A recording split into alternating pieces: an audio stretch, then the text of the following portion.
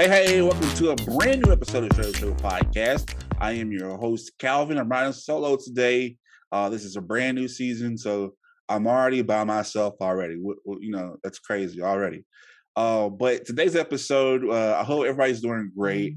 Everybody's taking care of themselves. This is a new year, somewhat of a new year. We're kind of fast forwarded, but I hope everybody's doing great. So if you are a listener of our show, we come from all different backgrounds. We have Lee's part of the LGBT community. We have a former veteran on our show. The host of Straight Up, we're all of different communities. And if you listen to our show, I grew up in the church and my unique circumstances were different. And so this episode is a little personal. So I'm giving you warning right now. If you don't like to talk about religion, you might want to turn off right now. But if you want to learn and kind of get understanding where people come from, this is an episode for you. So I'm giving you that warning right now. I know that you can't talk about religious and taxes, but hey, I talked about taxes the previous season. So here we are again, pushing the button here Straight Up. And we're going to have a great show today because today we have an author, teacher on the powerful principle of love and how it can play into religion. So kind of giving you a synopsis of our guest today. He has studied and organized religion to find the elements to unite humanity and share the message with those who need it. So if you were interested in this, stay tuned because we have a great guest. So today, help me welcome Mr. Juan Lee. Juan, thank you so much for joining us today. Hello, I'm very happy for being here. Thanks for having me. Yes, sir. And like I said, I know me and Juan been ducking and dodging each other, but we finally came today and we're finally here. So thank you so much for joining us today and being understanding too. I appreciate you being here. Let me enjoy this opportunity with you and your community. Yes, sir. And before we get started, Juan, just tell us about you, where you come from, and what do you do. Just kind of tell us who you are, what else if you want to tell us. Well, I'm currently a founder and executive director of a nonprofit called Clear Journey. We educate teens and young adults on the practical applications of love using financial literacy and attitudes for success. I'm also a transformational speaker. I'm a thought leader in the powerful principle of love. And I'm an author, as you said, of the book called Love Made Simple, The Guide to Inner Peace, Contentment, and Success. It's a little about my story as it relates to how I came to write the book. My journey was when I graduated from high school, I was lost. I had no hope. I basically felt like I wasn't going to survive. What happened was I had an undiagnosed learning disability that did not get diagnosed until I was 37 years old. Yeah. And so it's 37 years old. But in that process, learned the value of what's necessary in life to succeed and understanding that each and every one of us has a uniqueness. And once we understand that uniqueness, we plug it into a system, and that system allows us to be fulfilled. Wow. Yeah. I definitely can relate to that because I'm pretty sure I have a learning disability too. And it just has not been diagnosed. But hey, it got me through college. So here I am today. So I can't complain. I know I put my professors through some struggles, but hey, they were accepting. So I'm so glad once again that you were here. You said it's all about love, and that's kind of how I am. And kind of give you a backstory on me, Juan. And this is all organic, guys. Me and Juan have not pre-recorded anything. This is all organic. So Juan, on our show, I talk about my journey with religion all the time, how I grew up in a church, and like you said, it's something to hold on to. And religion was my avenue from out the hood. Because I mean, I grew up in a deep, deep part of the hood, and we went to the church, and the church really saved our life. They helped us, with education, help us with clothes and stuff. So with that being said, I'm forever grateful for that. And when it came to my religion, it kind of gave me hope that things would get better and stuff like that. And there are thousands of different religions out there. And I think that, in my opinion, I might get some flack for this. It doesn't matter which you study, because we all talk about one creator, and the moral is just to be a good person, and to break it down a little bit more, I grew up in mostly the black community, but we went to a majority white church. And at the time growing up, I didn't notice anything different. I just felt the love of them and the community and growing up. So I didn't look at race and stuff like that. But kind of just going to deep dive into the subject today. Um, but things changed, and I say about 2008 with that presidential administration, historic, historic uh, presidential race. We had our first African American president or person of color president, and with that being said, it was historic for the nation, for the world actually. But it started to see a rift in the congregation I was at. So much so that some people were attacking my family for supporting him.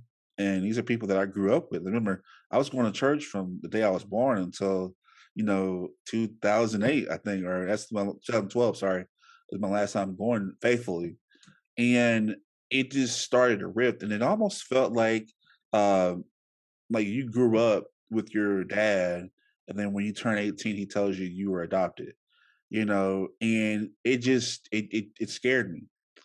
And so that was just a rift that I started to see in the church, that it made me question a lot of things and stuff like that. And then fast forward to the administration after our other president, that kind of sort of fuel, and you start to see more hate and more things like that, and more cover ups, and seeing people that you grew up with that were people of the Word of God, and they were doing the complete opposite.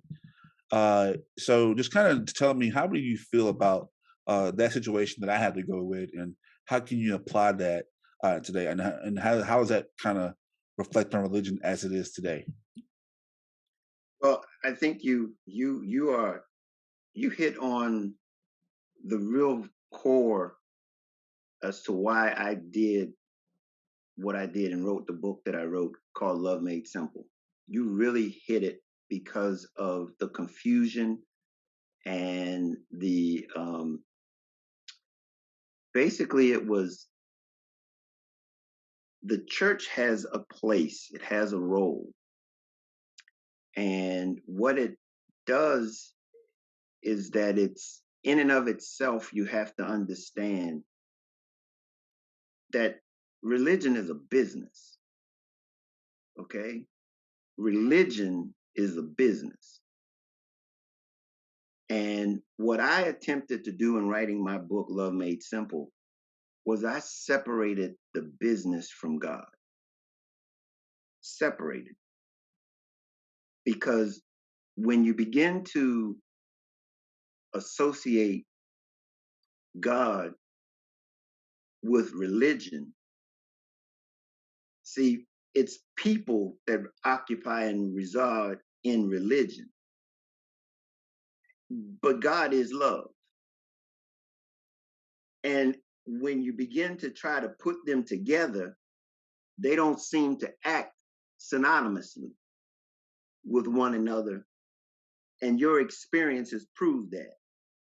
Is that how was it something that I had thought of that was going to be loving and kind be so hateful and deceptive in the way in which they have presented themselves to me?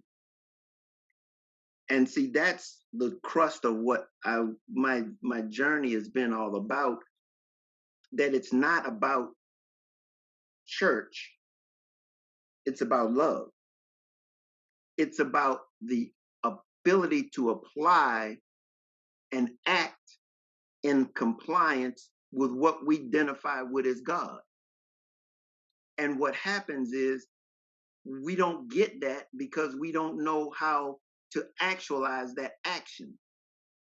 And what happens in many of our lives is we allow circumstances to dictate to us what it is that we want religion to be. And you made some good examples when you said they they did what they were to do. Think about it. It's a nonprofit organization that's charged to do service. They do that. But the part that they have a challenging part of, they challenge challenging for them is when it comes to implementing the acts of love apart from what it appears or what they want to present. It's the work. It's very difficult to understand that we see God as church and they're not the same. And that's where the confusion lies. So what we're in right now, what we've been on, is people demonstrating who they are.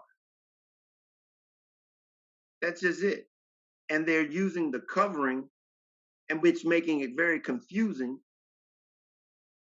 They're using the covering of church to justify it. Now, do you think, with that being said, and people are doing that because it is a business. And I see how you're putting it as a business aspect. That was one of my next questions. But because it is a business, this business is major. You've seen places like Joel Osteen, for instance. When it came to do service, there was no service to be done. You kind of shed away, and so with and I'm not trying to call, this is not for every church or every religion that's done this, and some people have spoke out against this. So kudos to those who speak about these subject matters in the community about when it comes to, they understand that Black Lives Matter and stuff like that. But when it's such a mega business and people hold on to this like with their life, and when things like this happen, in my experience, how can people actually rebound and trust that everything they've been taught is real? Well, see, this is the point. You've got to separate the institution from the message. Okay. And where the confusion is that the message and the institution are one and they've meshed them together. You don't need the institution to accept the message. Okay. When the problem is when the message dictates to you that you have to have the institution, to be able to realize the message. See, that's the part that begins to be deceptive. You don't need the institution to be able to actualize the message. That's the part that you've got to understand. So where do you go? How do you get past it? Separate the two. Separate the two. You can't allow someone's negativity or negative situation or behavior dictate your personal understanding as to what the message is all about. And that's why I focus on love. See, love eliminates me and you. Here's the thing. What we have in common is what we want to agree on. And what I use to agree on is humanity. When we can say what we have in common is what I need to love, is what I need to be loving. Okay, instead of allowing someone else to dictate what it is and how I should demonstrate that ability to love. First of all, we got to realize that love is something that we give and not something that we get. We give it, but we can only give it if we have it. And when we don't investigate or invest enough in ourselves to build up what it is that we have to offer, because remember, you're unique, I'm unique, we're an original. And love tells us how to develop that originality so that we can give it with no expectations. That's the part that we have to realize, that when the institution begins to not develop that in us, it allows us to feel beholding to the institution instead of finding that originality in us and developing it in us so that we can be able to find that that peace that we're all looking for. It's not in the institution, it's in us, our ability to build it up in ourselves. So then no one can take that from us.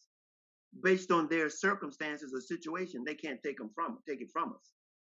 Now, in the situation right now, it's hard for me, and I get what you're saying, but like I love everybody that comes to me, no matter you're black, white, Jew, Gentile, it doesn't matter, and the teaching does tell us to love everybody, Um, for some, not saying that they hate any of those people, that because this is a wide spectrum. Because we grew up in the church, and so when stuff like, and even before the politics got in, or I guess my understanding of the politics in religion, because there are people overseas that they have wars over religion, and here in America we fight about race. So it's, I talked to one of our friends overseas, and so that's kind of crazy that America fights about skin color and we fight about religion, and now you kind of have the two together in this area, because the church really, like somebody like myself, like it's all I got left. I don't have money to my name. I don't have, and so it's an institution. So trying to recover from just saying that, hey, it's to separate those two, it is the hardest thing ever. It really is. I understand, because the role of the church, especially in America, Mhm, especially in the Black America, let's keep it real. mhm, Um, it has been a vital to our progression in this society. mhm, It's been at the forefront for social justice. It's been at the forefront of being able to sustain our communities. It's been at the forefront of giving us our identity as a people. mhm. But at the same time, it's also been something that has been used to hold us in this same community. Here's the point: especially as being Black people, our identity has been grouped to this organization. And that's not necessarily ideal for any person to be so identifiable to an organization when you know it's an organization which is predicated on a bottom line. And it's difficult to understand that because the message, it doesn't denote that. But in actuality, the only way that you can have such an organization is that you got to have some type of revenue stream. You've got to have a way of being able to sustain it. And we've got to understand that where we were and where we are is not the same place. And where we desire to be, we can't continue to hold on to the way things were. We've got to evolve just as anybody else has to evolve. We don't see that collectively, nor do we recognize it as an individual, that we've got to find a way to find our uniqueness, our originality. That's what the church should have been doing, is fostering that type of originality and uniqueness. Whereas is that we knew we needed each other to survive. Now, when do we begin to be our own original person, our uniqueness? When we can say that for you and for me, we have something of value as an individual. And it's nothing wrong with being a part of an organization, as long as you know that that organization is, you're a part of it and it's not you. Okay? That's where our churches have left a lot of us, is to feeling that we have nothing apart from that. That's not the role. The role, it's just like going to school. You should look at going to church as going to school. You go to school to learn something, to improve yourself, not to just to say, I went to that school. We need to understand that that's the role of the church. Not only is it to be able to be there in time of need, but in developing us to be able to find our uniqueness, our originality, so that we can have something to offer and feel that peace and joy that's on the inside based on knowing that we're confident in who we are as that uniqueness that was created, that you're that only one person. Wow, man, Juan, dropping some gems today, man. I really appreciate this. We're gonna have more with Juan Lee on the other side of the break. Make sure you stay tuned to Straight Up Show podcast. Stay tuned. Here at Straight Up, we know that all lives matter, but historical events have shown that there is an inverse power dynamic between the races in our country. To highlight this, we present our Black Lives Matter merchandise. Because let's be real, some of you don't seem to understand that this isn't the organization, but a message. That message: end inequality towards minorities in America. And just in case that's too complicated for you in English, we have the phrase translated into 10 different languages. Visit straightupshowpodcast.com for this and all our other merch. That's STR, the number 8, showpodcast.com. Shirts as low as $19.99.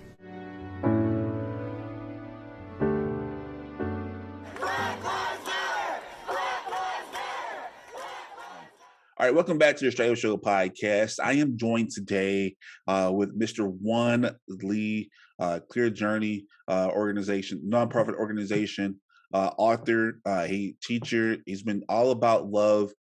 So thank you so much for joining us today, sir. Hey, I appreciate it. Thanks for having me again. Yes, sir. And so we've been deep diving into it, trying to clarify about separating religion from love and kind of just loving everybody and finding your own uniqueness. Somebody always told me that the Bible, it means basic instructions before leaving Earth. And that message has to have come across all kinds of religion. And part of the religion, I think, is that whether you're Islam or you're a Christian or you're a Methodist, it's all about love, in my opinion. And we touched on my personal, I guess, beef with church, and I think that me, as I told Juan, I said, man, I'm a thick person, so I have to have thick skin.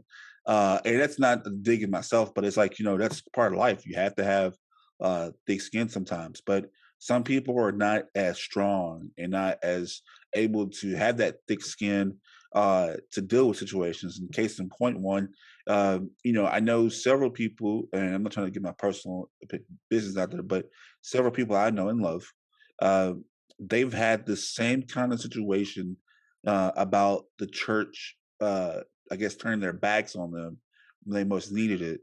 And it has clearly changed their whole life. And the love that they were seeking in that organization, as you were saying, it was gone. And so, and of course, people love them, but like you said, we put the church on the pedestal to the point to where they were seeking that love, and not having that love, it's impacted their whole entire life. And it's scary to see that an organization can have that much power over a person. And it's and me, the more that I hear about what happened, because so much happened before I was born, and so to see how what was the root of their problems be this organization that so many people globally put their trust in, and how can they learn to be uh not loved again, but feel loved, even though there's so many people that damage them, I guess, in a way. Well, there's no secret um, to doing this, and it's really hard. But the biggest thing that we have to realize is that, especially when it comes to the church, is that you gotta forgive them. You've got to forgive them, and and I say especially with the church is because you've given the church this tremendous power and influence over your life based on whatever the circumstances were. I mean, you grew up in it. That's the way you learned. That's how you understood. And they've gained this power. And I don't want to say it negatively, but influence. I'm going to say influence over you. And then to be disappointed and to be let down by someone that you have allowed to have that type of influence over you. It's going to hurt. It's going to be harmful. And what I'm suggesting is for yourself. Forgiveness is not for the other person. Forgiveness is for yourself. It's to allow you to let go. You forgive them, but it's for you so that you can move on. You can continue. You can move on past what the hurt was. And see, what happens is sometimes is that we want them to feel the pain that we feel. That's not going to happen. Okay? The thing is that we want to move past it. And that's what the forgiveness is all about. Why they did what they did, there's a multitude of reasons why they could have done what they did. What I would like to suggest and give people the ideas is that we've got to take more control over what it is we are allowing to influence us. And that's why I separated, I took church from God. I moved church from God so that we would be able to see the real value of love versus business. Okay, the message of love and business. Okay, not to say anything's wrong with business, but when it comes down to where I'm going to gather my understanding, if I have a conflict with the message and the business, and the message is abstract, it's not as concrete as this congregation and that experience, because see, the message can't hurt me, the congregation can. And when you're able to understand that the value is in the message and not the congregation, now in the sense of what I'm talking about, there's a whole big group of how this comes back together, because the congregation has a role, but not at the expense of the message. Okay, not at the expense of the message. And what we've done is allowed the congregation to influence and almost override the message to the point where it devastates us and we can't recover. So the answer is to be able to forgive is the ability to be able to move on, to be able to continue, to be able to connect back to the message and begin to move forward. And I like what you said about the forgiveness part, and that's brings into my next question about, we touched on it on the last break. Uh, right now, our country, we've seen. I'm a little younger than you, but we're seeing what I learned about.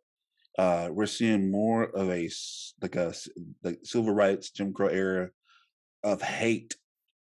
From what I understand, I haven't experienced it, but what I'm experiencing now in this country right now is just so much hate, and whether it be like a 9/11 attack, that shouldn't be the fact that we come together.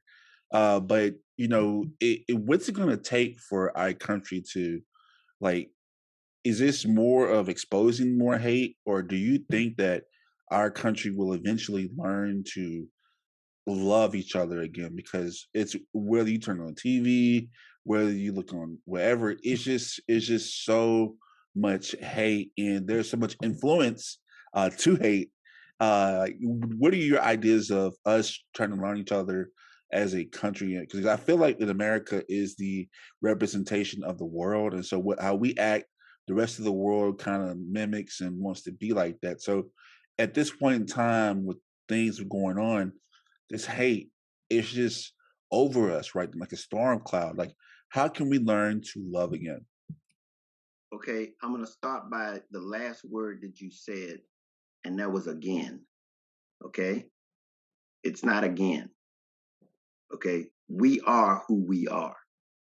Okay, we are who we are, and to think that we were something other than who we are before, I think that's a bad assessment to start from, because where we started, and that's the big part that we are struggling with, is that because, see, it was that statement, let's make America great again. Right. See, it was that kind of a statement that implied that there was some greatness there. Now, not to take away the fact that we're still the greatest country in the world. We're still the greatest country in the world. Right. But internally, when we talk about the division that we're experiencing right now, it's always been here. It's always been here. It's been undercover. It's been deceptively covered over. But the fact of the matter is that it's always been here, and we've got to recognize that it's always been here. This is not anything new. It's just taking on a different form, Right. and a form that is very easy to recognize because of this country, because of the experience and our past experiences in this country. But the fact of the matter is that we've got to associate or understand that capitalism is what this democracy is made by, or this democracy is founded on. And those things are not basically something that we all realize that are now involved in this country. Okay, certain of us came here for liberty, where equality was not an issue. Some of us are here looking for equality, not even understanding what liberty even means. And so until we understand that there are different perspectives as to how we view what we're divided about, we're never going to be able to come into unity to understand that everybody has value. See, everybody has value. Even if we get this thing back to the beginning of the conception of this country, we're only 250 years old. The fact of the matter is, if we go back and learn that everybody has value, doesn't mean that everybody has to be necessarily equal, but everybody has value, but you have to appreciate their value. And because of the appreciation, understanding that we all have something in this thing together. But we've got people that devalue others. We got people that can't see each other's value. And if you can't see each other's value, you can't communicate with them. You're not going to be able to relate to them. You're not going to be able to try to resolve anything because you can't appreciate them. And that's the struggle that we're running into right now in this country, is that until I can see that you have value and tolerate, here's the point, here's the kicker. You have to be able to understand that just because someone has a different perspective than you do, doesn't mean that it's wrong. And that's the point where we got to accept that perspective and then say, okay, from that acceptance, let's have a conversation. We're not even able to get to the conversation because we don't even accept the person's perspective. Why do you think people shy away from those questions or those conversations? There's a couple different reasons. One of them is economical, because this system thrives on confusion. It thrives on division. That's what it wants. It wants us to be divided because it can control you when you're divided. If you were to come together, you would be able to influence the leadership or this country in a way that has never been done before. But the fact of the matter is that we can't tolerate each other, and they thrive to keep us divided. They win elections based on groups. They will appeal to certain groups that has more willingness to participate in the process than others. And so for that reason, we're not willing to engage everybody, and everybody's not even willing to be engaged. Yeah, and then to tie that all in with hope and not having that hope, and It's definitely, I can see how it is. And people call me, crazy for saying this, but I really think before my life is over, I think that we will find that unity. That's my hope in life is Well, that. I'm with you. I'm with you. But I'm just saying we've got to put it together. We've got to be able to recognize what's preventing it before we can actualize it. And that goes back to me, like, back to the religion part of it. A lot of people got mad at me because, there was, I'll say this joke, not a joke, but I used to go to this summer camp, and uh, me growing up in a black community, I never had to experience racism, So a lot of stuff that I went through, I didn't know, I didn't recognize until I was a young age, and so uh, there was this joke. Well, we had a statue gnome, and it was of a raccoon, and so we put it in our cabin, and when I would walk in the room, this elderly white gentleman who was our counselor at the time uh, would say, "Get that coon out of here." And me not have never heard that racial epithet. I never heard of that. And just to say, and I'm sitting here laughing, like, yeah, get that statue out of here. And then it didn't take to maybe 21, 20 that I knew what they were saying. And I was laughing with them. And it's just like, stuff like that, that hate, and to joke about it. And, I got in trouble because I wanted to speak out against situations like that, being someone who was African American, around more Caucasian Americans.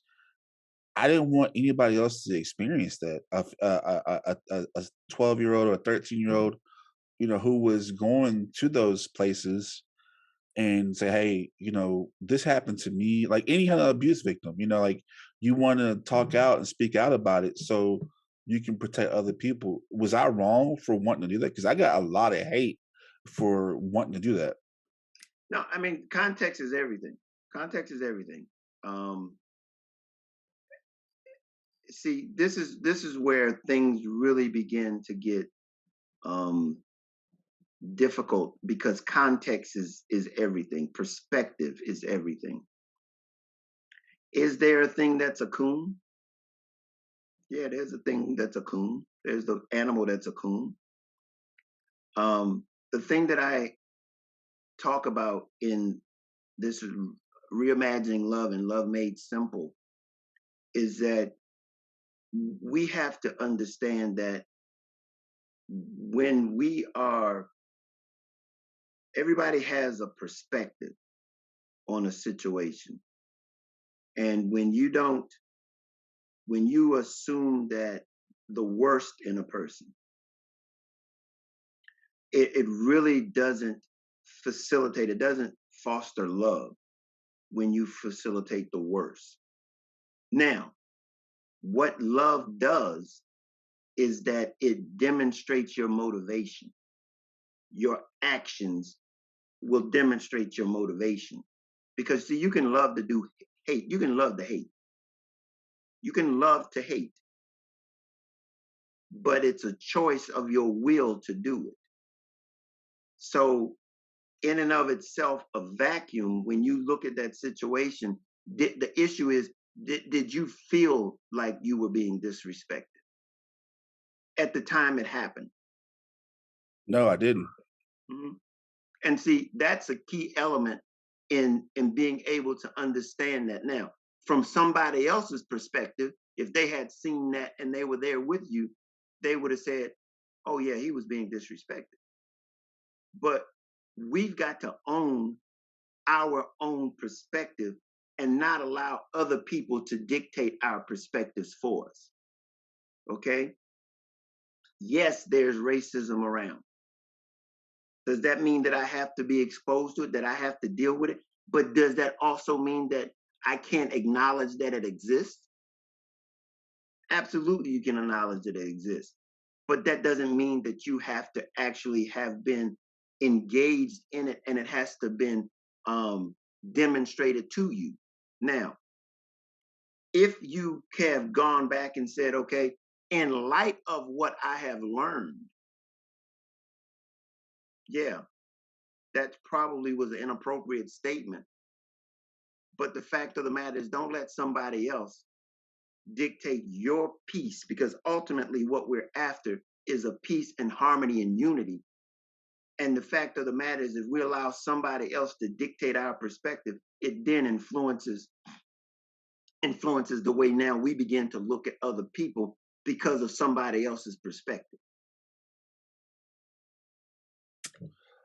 I think I was just looking at it as a organization as a whole, you know. And see, again, we talking about as Black people? No. Like the religion part of it, yeah.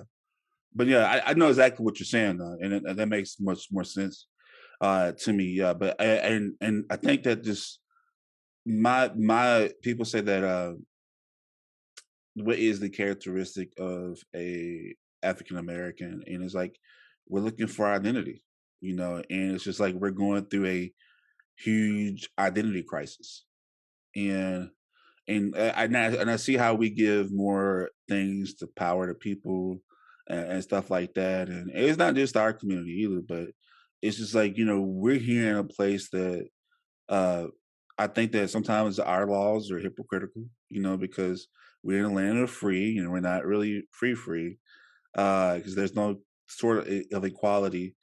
It's my thing is that, you know, my experiences and other people's experience, it won't be the same, you know, but I'm on a mission to say that, you know what, I to me, I'm at the gray area of forgiveness and love, you know, and it's like, you know, I can forgive you, but it's like, I still love you, but it's like, I still have to be careful. You know what I mean? Oh, it's an old adage that says, you know, trust but verify. Right. Mm-hmm. Okay. I mean, and that's just basic, you know, concept of understanding that, hey, you know, you bite me once is your fault. You bite me twice, that's my fault. Okay. So the point I'm saying is that you've got to realize that everybody doesn't necessarily have your best interest in mind, but at the same time, you don't take the ability for them to have your best interest in mind. You don't take it away from them, because see, that's when things begin to eliminate our ability to come together and to be to unify ourselves, because they have value, even though they might not be showing it towards me. The fact of the matter is they do have value. And just as you have value, even though they might not be willing to accept it from you, doesn't change the fact that you do have value. Okay, so I can't allow either way for someone else to dictate how I perceive them or myself. Wow. This has been heavy today, and I'm just thinking about so much in the past and so much of the love. We're going to have a little bit more with Juan Lee on the other side of the break. Make sure you stay tuned to the Straight Up Show podcast. The videos and images displayed all across the world cannot fully express what the people of Ukraine are going through. This senseless act of terrorism has cost many their lives and forced millions of Ukrainians out of their homes. Yet it's the Ukrainians' pride and resiliency that has inspired the entire world. So we here at Straight Up ask you to stand for freedom, stand for human rights, but most importantly, join us as we stand with Ukraine.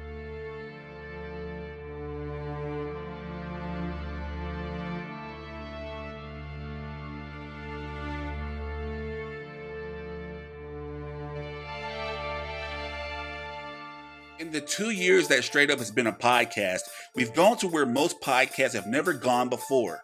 From multiple celebrity guests to groundbreaking episodes, Straight Up is changing the podcast game. And now that season 6 is finally here, we plan to continue leveling up with our exclusive season 6 merchandise.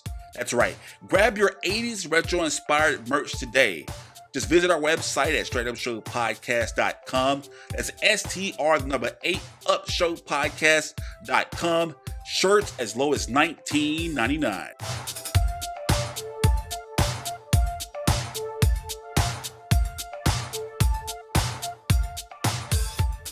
Sultan Salahuddin from Southside Season 2 out right now. Make sure you tune in to the Straight Up Show podcast because that's where it's happening.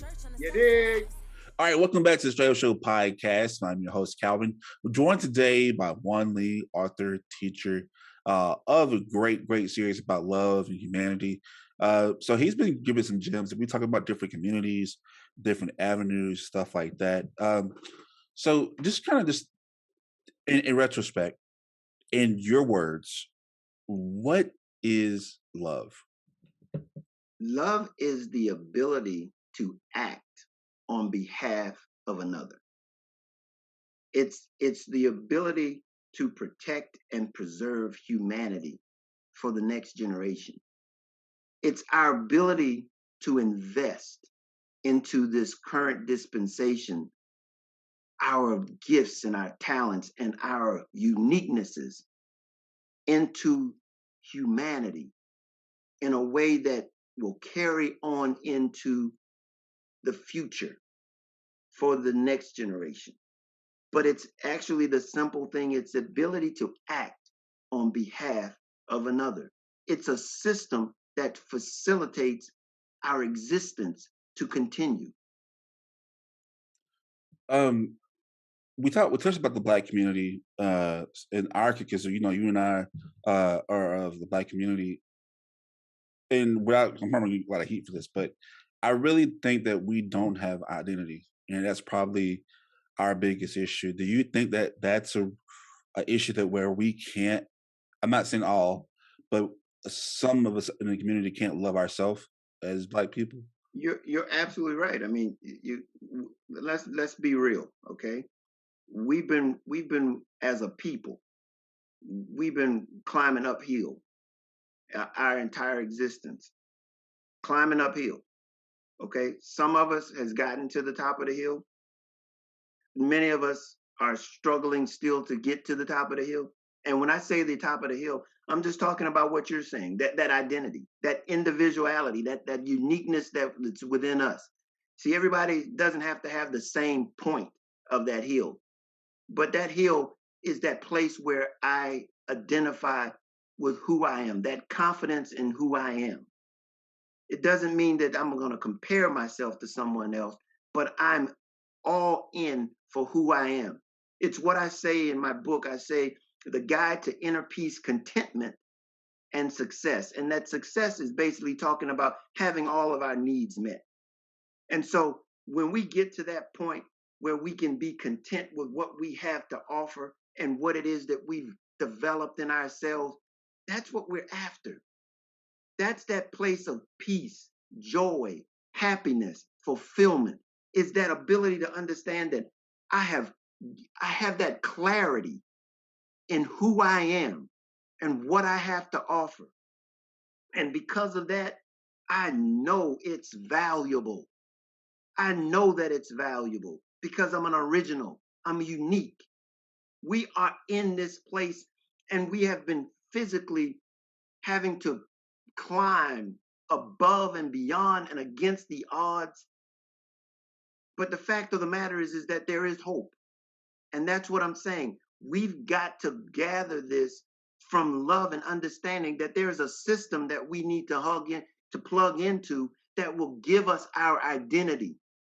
And it will allow us to understand that we can be successful, that we do have something to offer, and we are important and sufficient. And what we have is sufficient in this time. I like one thing I learned about you today that I think I'm going to probably stick with the most is that you give love, you don't expect to get it. And I've never heard it like that before. Because that makes sense. Like that's something I struggle with right now is that I'm all about giving love, but I hurt myself because I always look for it, and it's hard. No expectations. Here's the point. That's the part of before you can give it that you really understand who you are. You've developed yourself. You understand that what it is that you give, it's an abundance. It's freely given.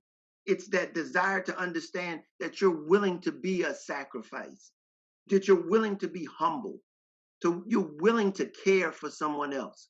You're willing to be courageous for someone else. You're willing to be responsible for what it is that you possess, that you have accountability over, and that you're disciplined to know that no one else needs to force you to do these things. And that here's the point.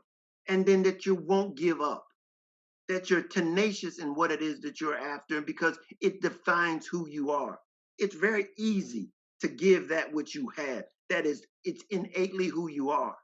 That's what love gives you. It gives you that ability to have that identity, to understand that what you have is priceless, and that you can give it without any expectation, because no one else has what it is you have to give. Right. Whew, man, y'all see why I had Juan on the show today? Just coming with it. You mentioned your book, Love Made Simple, a guide to inner peace, contentment, and success. Why should people read this book? It gives us a guide. It gives us that ability to be successful and understand what it looks like at every stage in your life, as a teenager, as a young adult, as an adult, and even as a senior. And it allows us to understand that we're connected together. We need each other. And when we understand that we have value that we can offer to any generation, to any group, we're here together, we're humans. We have to understand that we're here for a reason. And it's just not to pass through, it's to invest. It's to invest in this thing called humanity. This is always the trick question. Do you, I know we touched on this already, but do you have hope in humanity? Oh, absolutely. Because guess what? You and I are part of humanity. And it only takes one to demonstrate it in humanity. And if we get two, we've doubled. We get three to demonstrate it, and we can begin to let that bonfire, let it burn. See, all it takes is one of us and two of us, a cadre, just a few of us, to begin to say that you're more important than me as an individual. Collectively, we can do more together than apart.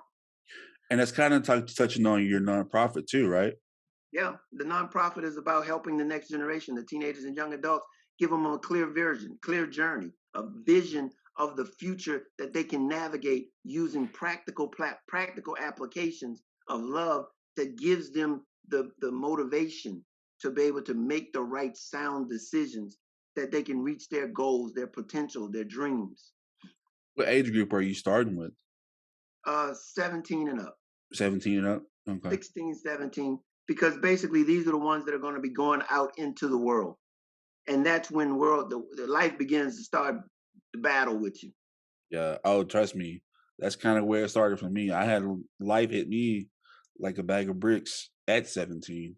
And it's good to have stuff like that, because our guest on our show, our frequent guest, Dr. Monique Thompson, she always talks about she's a psychiatrist, and she talks about, depression and stuff like that. And just say, you know what? I don't feel loved all the time. But she was like, wait a minute. Just make sure you put at the end of that, I don't feel loved right now. And I'm glad that there are people out there like you and your nonprofit organization to take these teens in, to really show them love, because man, at that age when I was just being bad and wilding out, like that's all I wanted, and I always look at like, I wasn't being a bad person or stuff like that. It was just me in search of somebody to love me. You know what I mean? And so that really hit home, that you're doing Clear Journey and things like that. That really makes me feel great that there are people like I said that gives me hope in humanity. People like you who are doing things like this. With that being said, before we go, can you tell people how they can reach you on social media, how they can find you, buy your book online and things like that? Hey, first of all, I want to thank you for having me. I appreciate this opportunity to share with your audience. You can reach me at my website. It's juanleetheauthor.com. I'm on all of the social media platforms, Facebook at Juan Lee Author, Instagram at Juan Lee Author. I'm also at Twitter at Love Made Simple at Twitter. Instagram, go to my Instagram. I have a freebie there that your audience can look into as far as about the guide to living a better life. It's a freebie. Just go in and click it and just learn about 3 A's that prevent us from living a successful life. Also Clear Journey. Go check us out on Clear Journey.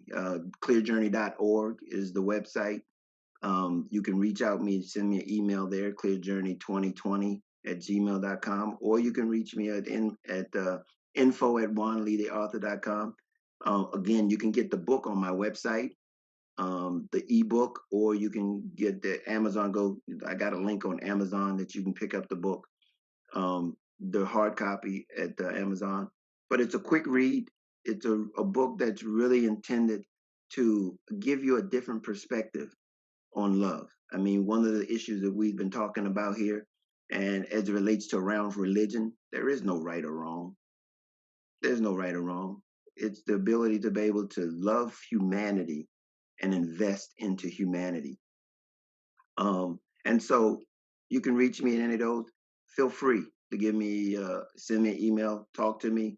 I'm open. I'm here to help, to share. Yeah, and I want to definitely extend this invitation for you to come back on our show in the near future to talk about more of this, because I feel like I have a lot of more questions to ask you, and I think that our audience will definitely benefit from this. I'm open. You just reach out. I'm here. And we're gonna have Juan's ticker, his information on the ticker below if you see it right now, if you're watching it. And if you're listening to it, we'll have it on the description page of this episode. I think that I really learned a lot from you today, Juan, because it really just painted perspective about things that I've personally been going through. And then, like I said, if you stuck listening to this show, you learn my personal life. We're not scared to have these conversations. I think that a lot of people who are listening and a lot of people in the world need to have these conversations, because I really believe in my life that I will see a time that we get past this current issue we're having right now, to where just we're hating on masks now, and we hate because of who wears a mask or who gets vaccinated or who's red or who's blue. And I think that until we learn to ignore all that and really realize we're all one accord and that we all can be like it's so simple. You put your pants on one leg at a time like everybody else, and they would say, hey, it doesn't matter what kind of car you drive. Once you're in Walmart, you're a shopper just like everybody else. So it's just I don't think that any of this stuff matters, because we're all on one journey, which is to be together and be alive. And while we're here on this earth, learn to love each other. I really think that's what it is. Like, learn to love each other, right, Juan? That's it. It's the practical application of love is to basically love one another. Yeah. Mm-hmm.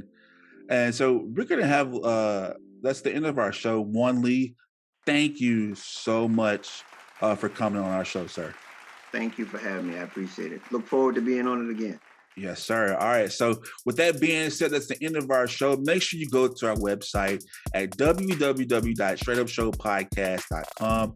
That's www.straightupshow8UP podcastshow.com. Also go to our Patreon page if you want to support us. We have 4 different tiers, 3, 5, 10, 20, to where you can support our podcast, get things. You get certain perks with this as well. This is a brand new season. We're going to do things bigger and better. As you can see today, we've had the amazing Juan Lee come by, give us information. If you have any questions for him, reach out to him. It's going to be nice to talk to you, give you some guidelines about love and humanity. Until then, there's only one rule to our show. You got to be straight up.